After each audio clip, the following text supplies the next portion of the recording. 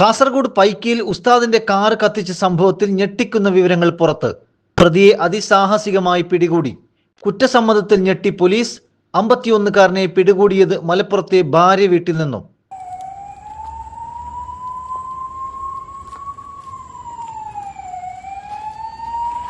പൈക്കാൻ ജുമാ മസ്ജിദ് ദർസ് കെട്ടിടത്തിനോട് ചേർന്ന് നിർത്തിയിട്ടിരുന്ന കാറിന് തീ പിടിച്ച സംഭവത്തിൽ നിർണായക വിവരങ്ങൾ പുറത്തായി.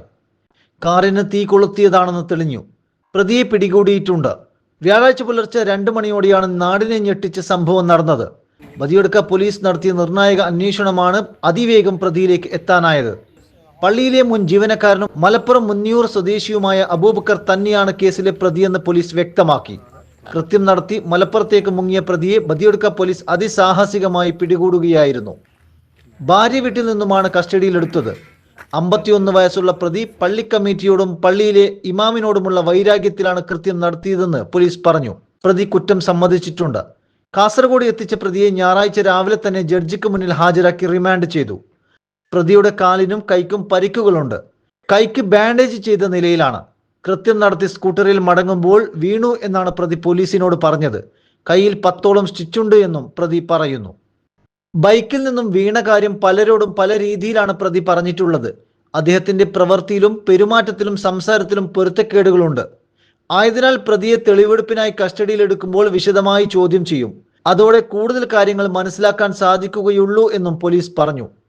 പൈക്ക പള്ളി ഇമാം ഉസ്മാൻ റാസി ബാക്കവി അൽ ഹൈത്തമിയുടെ കാറാണ് പ്രതി വൈരാഗ്യബുദ്ധിയോടെ അഗ്നിക്കിരയാക്കിയത്. പ്രതിയെ പിടികൂടിയതിൽ തങ്ങൾ ഉന്നയിച്ച സംശയം യാഥാർത്ഥ്യമായെന്ന് മഹല്ല് ഭാരവാഹികൾ പറഞ്ഞു. അതെ, ഇപ്പോൾ നിങ്ങളെ കാറ് കത്തിച്ചതിൽ പ്രതിയെ പിടിച്ചു എന്നാണ് അറിഞ്ഞത്. നിങ്ങളെ പോലീസ് അറിയിച്ചിട്ടുണ്ടോ കാര്യങ്ങൾ? പോലീസ് പിടിച്ചിട്ട് കുറച്ച് നേരം കഴിയുമ്പോൾ തന്നെ ഒരു 2-3 മണിക്കൂർ കഴിയുമ്പോൾ തന്നെ വിളിച്ചു പറഞ്ഞു, നിങ്ങൾ സംശയിച്ച അതേ വ്യക്തി തന്നെയാണെന്ന് തോന്നുന്നുണ്ടെന്ന് പറഞ്ഞിട്ട് ആദ്യം പറഞ്ഞു. പിന്നീട് വിളിച്ചു പറഞ്ഞു കൊണ്ടുവന്നിട്ടുണ്ട്, അയാൾ തന്നെയാണ് എന്ന് പറഞ്ഞിട്ടും പോലീസ് പിടികൂടിയിട്ട് ഇവിടെ എത്തിയപ്പോൾ തന്നെ ഇന്നലെ ഒരു 6-7 മണിയാകുമ്പോൾ തന്നെ വിവരം അറിയിച്ചിട്ടുണ്ട്. ശനിയാഴ്ച വൈകുന്നേരം അല്ലേ? ശനിയാഴ്ച രാവിലെ തന്നെ പിടികൂടിയിട്ടുണ്ട്. ശനിയാഴ്ച രാവിലെ അങ്ങനെ അപ്പനെ പോലീസ് അറിയിച്ചിട്ടുണ്ട്. എവിടുന്ന പിടികൂടിയെന്ന് പറഞ്ഞേ? മലപ്പുറത്ത് അയാളെ ഭാര്യ വീട്ടിൽ നിന്ന് അയാളെ പിടികൂടിയെന്നാണ് അറിയാൻ സാധിച്ചത്. ബദിയടുക്ക പോലീസ് തന്നെയാണ്. വളരെ വിദഗ്ധമായ നിലക്ക്, വളരെ ആസൂത്രിതമായ നിലക്ക്, നല്ല പ്ലാനിങ്ങോടുകൂടി തന്നെയാണ് അയാളെ പിടികൂടിയത്. വളരെ പെട്ടെന്നായിട്ട് പോലീസ് അതിലേക്ക് ആക്ഷൻ എടുത്തിട്ടുമുണ്ട്. പോലീസിനെ വളരെയധികം അഭിനന്ദിക്കുന്നു. നമ്മുടെ ബഹുമാനപ്പെട്ട പൈക്കം ജമാഅത്ത് കമ്മിറ്റി അംഗങ്ങൾ, അതിൽ പ്രത്യേകിച്ച് പ്രസിഡന്റ്, സെക്രട്ടറി, പ്രത്യേകിച്ചും ട്രഷറർ അഷ്റഫ് ഷബസ്മൽ അടക്കമുള്ള എല്ലാവരും ഇതിൻ്റെ പിന്നിൽ, പ്രതിയെ പിടിക്കുന്നതിൻ്റെ പിന്നിൽ പൂർണ്ണമായ സഹകരണവും, അതേപോലെ പ്രത്യേകിച്ച് ഈ പൈക്കം ജമാഅത്ത് വളരെ ചരിത്രപ്രസിദ്ധമായ ഒരു ജമാഅത്താണ്. ഇവിടെ ഇങ്ങനെയുള്ള കുറ്റം ചെയ്യുന്ന ആളുകൾ ആരുമില്ല എന്നുള്ളത് എനിക്ക് ഉറപ്പ് തന്നെയാണ്. അതിൻ്റെ അടിസ്ഥാനത്തിലും കൂടി തന്നെയാണ് ഞാനൊരു സംശയിക്കാൻ കാരണം. പിന്നെ മറ്റൊരു കാര്യം പറയാനുള്ളത്, ഈ നാട്ടുകാർ, പൈക്കം നാട്ടിലെ ആളുകൾ വളരെ നല്ല സഹകരണവും അതേപോലെ സ്നേഹവും തരുന്ന, സഹകരിക്കുന്ന ആളുകളും കൂടിയാണ് എന്ന് എനിക്ക് പറയാനുണ്ട്. കമ്മിറ്റി ഭാരവാഹികൾ എന്ത് പറയുന്നുണ്ട്? ഒരുപാട് ആളുകൾക്ക് സംശയങ്ങളുണ്ടായിരുന്നു. ആ സംശയത്തിനൊരു നിവാരണം ഇതിലൂടെ ആയി. ഓക്കെ ഓക്കെ ഓക്കെ നിങ്ങൾ എന്താ പറയാനുള്ളത്? തുടക്കം മുതൽ ഇയാളെ ഈ പരാതി കൊടുക്കുമ്പോഴും ഞാൻ സ്റ്റേഷനിൽ പോയിരുന്നു. അതിനുശേഷം രണ്ടാമത് അവരെ കൊണ്ടുവരുമ്പോൾ പോലീസുകാർ വിളിച്ചു പറഞ്ഞു, ഞങ്ങൾ ഏകദേശം നെല്ലിക്കട്ടോളം എത്തിയിട്ടുണ്ട്, ഇപ്പം ഒരു അരമണിക്കൂർ കൊണ്ട് ഞങ്ങൾ ബദിയടുക്ക പോലീസ് സ്റ്റേഷനിലെത്തും. അന്നേരം തന്നെ ഞങ്ങൾ ബദിയടുക്ക പോലീസ് സ്റ്റേഷനിൽ പോകും. രാത്രി 2 മണിക്ക് ഇവിടെ വന്നത് അയാൾ സമ്മതിക്കും. അത് പ്രകാരം ഇയാൾ ഇവിടുന്ന് 2 മണിക്ക് വണ്ടിയും കൊണ്ട് പോകുന്ന വഴിയിൽ അയാൾ വീണിട്ട് ചെറിയ പരിക്കെല്ലാം അയാൾക്ക് പറ്റിയിട്ടുണ്ട്. അതിന് സ്റ്റിച്ചും കൈക്കൊക്കെ സ്റ്റിച്ചും കാര്യങ്ങളൊക്കെ ഉണ്ട്. അപ്പോൾ അയാൾ വല്ലാത്ത ഒരു അവസ്ഥയിലാണ് ഈ പോലീസുകാർ പിടിച്ച് വണ്ടിയിൽ നിന്ന് ഇറക്കുമ്പം ചെറിയ കാലിന് മോട്ടൊക്കെ ഉണ്ട്. അയാൾ തിരിച്ച് മലപ്പുറത്തേക്ക് മലപ്പുറത്തേക്ക് രാവിലെ 11 മണിയാകുമ്പോൾ ഈ സ്കൂട്ടിയും കൊണ്ട് ഇത്രയും വലിയ റോഡിൽ 2 മണിയിൽ നിന്ന് രാവിലെ 11 മണിയാകുമ്പോൾ അവിടെ സ്ഥലത്തേക്ക് എത്തിയെന്നാണ് പോലീസുകാർ പറഞ്ഞത്.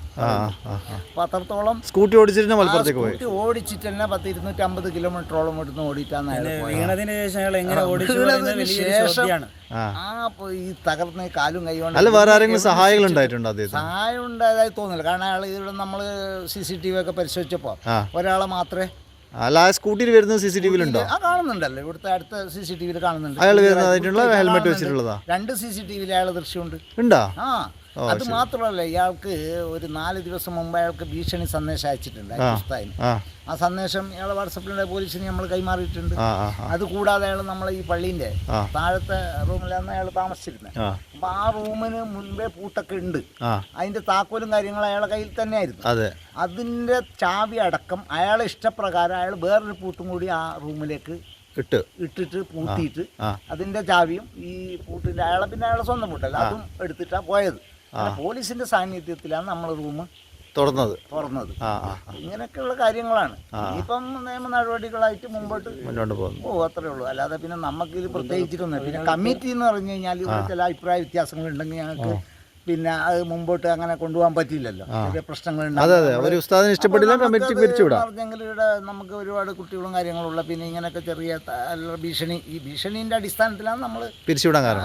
അല്ല, അത് പിന്നീടാണ് ഭീഷണിയാണ്. അതിന് മുമ്പും പല ഭീഷണി അല്ല, ഇവിടെ നമുക്ക് അതൊന്നും അറിയില്ല. പക്ഷെ നമ്മളിവിടെ തന്നെ ഒരുപാട് പ്രശ്നങ്ങൾ അയാൾ ഉണ്ടാക്കിയതിന്റെ ചില തെളിവുകൾ ഇവിടുത്തെ ഫോണിലും മൈലിലും മുത്താലിമ്യങ്ങളിലും നമുക്ക് കാണിച്ചതിൻ്റെ അടിസ്ഥാനത്തിൽ അയാൾ ഒരുപാട് ഇങ്ങനെ തർക്കിക്കുന്നതും അയാൾ ഭയങ്കര പ്രശ്നങ്ങളായിട്ട് ചൂടാകുന്നതൊക്കെ കണ്ടപ്പോൾ നമ്മൾ വിചാരിച്ചു ഈ പിന്നെ ഇങ്ങനെ ഒരു തർക്കം ഉണ്ടാകുമ്പോൾ ഒരാളെ ഒഴിവാക്കിയേ പറ്റൂ എന്നുള്ളതാണ് ഞങ്ങൾ ഒഴിവാക്കി. കാരണം നല്ല ഈ പ്രശ്നം ജമാഅത്ത് കമ്മിറ്റിക്ക് മുമ്പോട്ട് കൊണ്ടുപോകണമല്ലോ. നമുക്ക് പ്രശ്നങ്ങൾ ഉണ്ടാകുമ്പോൾ നമ്മൾ സാവധാനത്തിന് വേണ്ടിയിട്ടല്ലേ നടക്കുന്നത്. അപ്പോൾ അതിൻ്റെ അടിസ്ഥാനത്തിലാണ് നമ്മൾ പിരിച്ചുവിട്ടത്. സ്വാഭാവികമെന്ന് പറഞ്ഞിട്ട് ഒരു 3 മാസമായിട്ടുള്ളൂ. 3.5 മാസമായിട്ടുള്ളൂ. കഴിഞ്ഞ നോമ്പ് കഴിഞ്ഞിട്ട് അയാൾ ജോലിയിൽ പ്രവേശിച്ച്.